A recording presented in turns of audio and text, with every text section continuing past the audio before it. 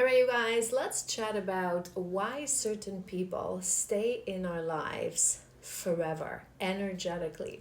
Why there are certain people that we had or we met in our life, and even though we parted ways, they're no longer part of our life, we always carry them within our heart because there's actually an energetic explanation why that happens. And this can be anyone. For some of us, it can be your first love, it can be your first best friend, it can be the one that got away, it can be a family member that perhaps was lost to you. There's people that are no longer actively present in our life, and sometimes we don't even feel that need to reopen that door, but we feel their presence within us. No matter how long, how much time passes by, we occasionally return to the memories, we occasionally return to the thought of them, and it seems like they will forever be part of our life. So, to actually understand that, there are going to be two sides of the coin.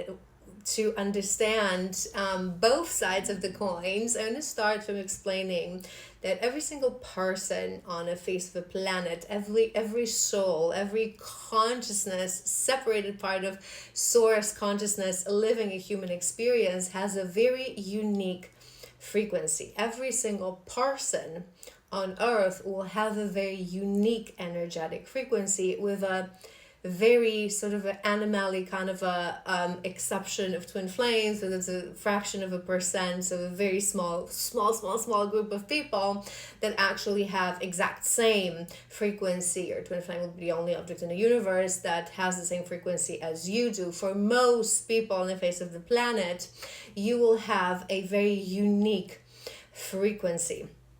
And the closer someone is to you in the spirit realm, so this is where we talk about soulmates, and there are certain levels of soulmates. You can have higher soulmates and so sort of a lower level of soulmates. So the closer someone is to your heart, they will have a very similar frequency. And as we meet in the physical realm, as we walk around our life and encounter our soulmates, our higher soulmates, we sort of automatically, subconsciously, on a level of a soul and also on a level of our body, physical body, recognize the similarity of that frequency. In your mind, you may not realize that, but within your body and within your soul, you will feel that this person has a very similar frequency as you do. And there's sort of a process that happens as we actually meet in the physical life, on a physical plane of existence, so in a 3D life. As that frequency is recognized, we recognize each other one in another.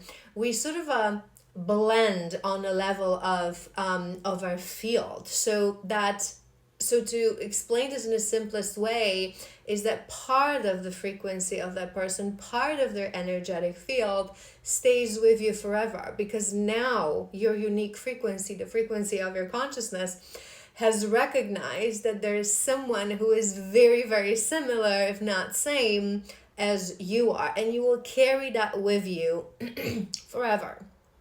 So what I want to talk about as well is, how do we deal with that, and what does it actually mean? Because there are a couple of aspects of this concept that I want you to understand, and it's going to influence on how do we actually deal with that. So the first very important thing that I want you to understand is that the similarity of the frequency that we are being pulled towards in another person is not the only thing that can strongly pull us towards another person. Another thing that can pull you with something that will feel sort of almost similar, another thing that will pull you towards another person can be a karmic contract, a soul contract, and a karmic lesson that your soul recognizes within that person. This is exactly the reason that so many people on the face of a planet, if not most, right? Most people would have that person that you would say, oh, it's the one that got away. It's the one that I will never feel the same again. It's the one that was my first love and I shouldn't have walked away. It's the one that was my true love and I shouldn't have walked away, right? But in reality, for many, many people, that feeling is not actually the recognition of a similarity of a frequency, but it's actually the recognition of a frequency, of a soul contract that you have within that person. So there's a karmic lesson to learn, and you will feel that pull towards this person until you learn the lesson, which for some people is until the day they die, because many people don't learn the lessons their whole lifetime. So how do we actually recognize? Because for most people, it's going to be tricky to recognize. How do I actually know that this is my actual soulmate or twin soul, that this is actually someone that I have a deep connection with on the level of a soul, and this is just a pull that will feel very, very same, but I'm feeling this pull because there's a contract with this person, there's a karmic lesson with this person. So in order to recognize that properly, the only solution that I can give to you is to heal, because as you heal, what we call healing, which means you're getting closer and closer and closer to the frequency of your soul. So you're moving from a place of the ego to the place of your consciousness. So you're raising your vibration more towards authenticity, truth, love, light, the vibration of a soul, the truth of a soul. The more you release the ego, the more you will actually feel, right? Because people who are on the side of on the side of light, on the side of being at peace, at balance, on the side of soul, on the side of understanding the meaning of life, and actually what we call like this awakened state of, I know that I am just consciousness behind the mind of a person that I'm experiencing this life through, they will also understand that the lesson that we have to learn in this lifetime, for most people, is learned through external mirror of a situation, through external mirror of a person and of a connection. But once you reach that level of consciousness expanded enough to understand the meaning of life, you're able to learn those lessons on a level of self. You don't need karmic relationships, you don't need karmic situations, and even if they happen, they're very small triggers, and you can learn the lesson on a level of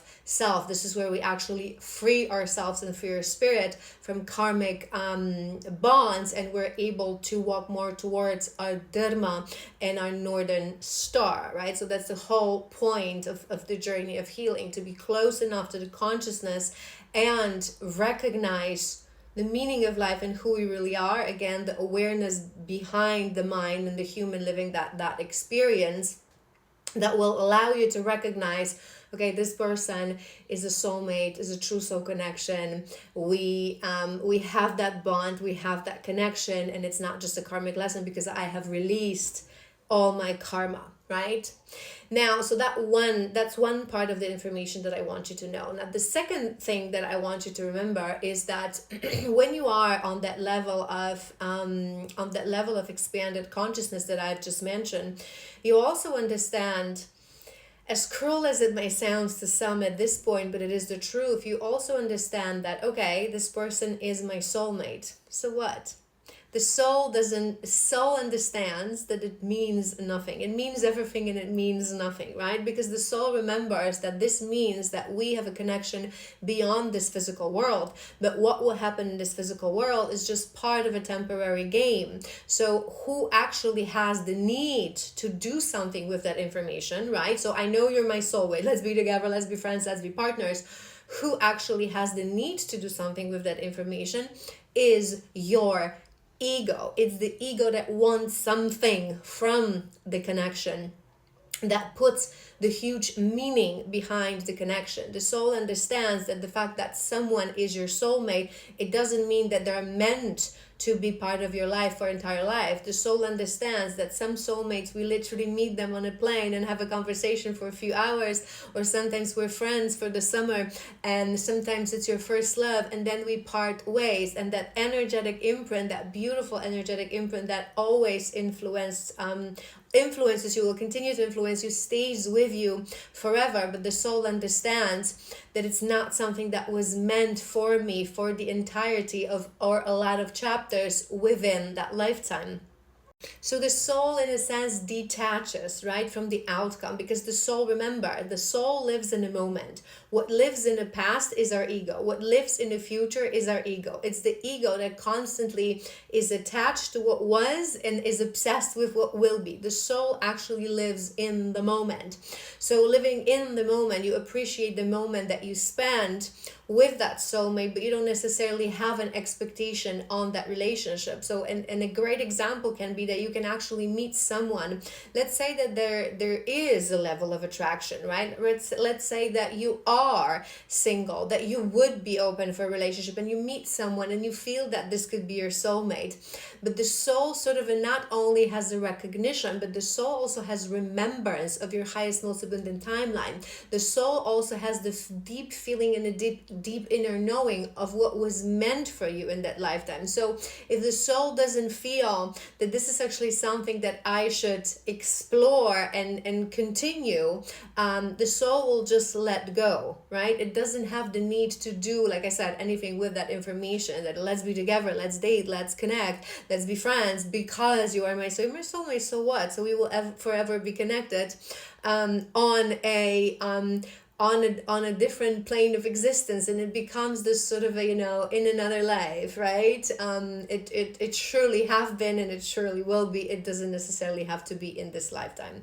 And now the final example, and something that I already mentioned, the soul also knows, because every soul carries a blueprint of your highest, most abundant timeline, of your destined path, of your dharmic path, of your northern star. What is that you wanted to achieve in this lifetime, and where are you going towards in the scale of all the lifetime that you will live on earth? And the soul, remembering that, will have that desire of a soul to continue the connection with those that the soul knows that they are part of your highest, most abundant timeline. And again, as long as you are healed, as long as you have released the ego and you have the ego at bay, under control, the soul will also understand that if it's not happening now, it means that now it's not the time, and the soul trusts in what we call the divine timing. So what is meant to be will be comes into play here.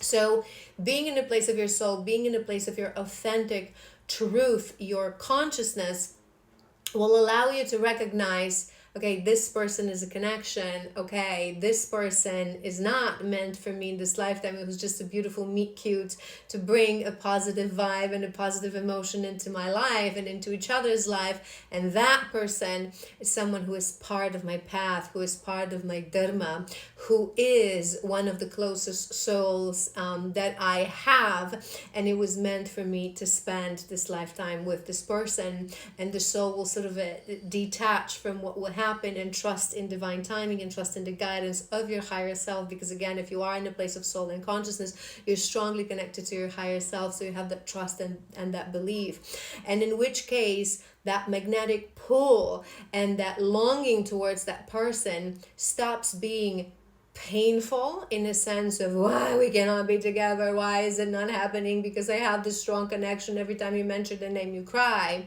That's all coming from a place of ego, again, a place of urgency and place of insistence. Whereas the soul simply feels the connection, regardless of whether it is materialized in a 3D or it only exists on the level of 5D within your heart.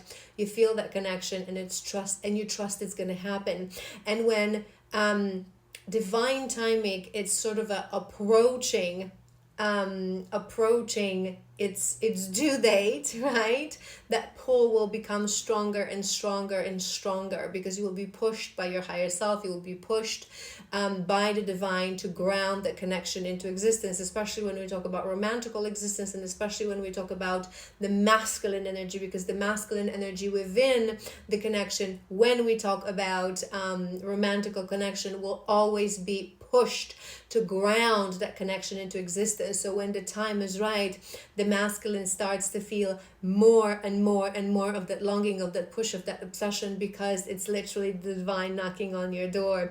It is time. Everything that had to happen happened. You knew that this was going to happen, and now it's time. So I hope this was helpful, and I hope it explained to you why we feel that magnetic, amazing, incredible pull towards specific people, and how to navigate to actually feel that pull the way we're supposed to feel that pull. So as a beautiful experience, as a guidance for alignment, as an amazing experience on this journey of life, instead of pain, grief, loss, regret, and that the one that got away kind of a situation, because those emotions always come from a place of ego. No matter how strong the connection is, even the exact same frequency as yours, the strongest connections that are out there, as you heal, you can release, and you can alchemize and transmute that pain and that longing, regardless whether that's your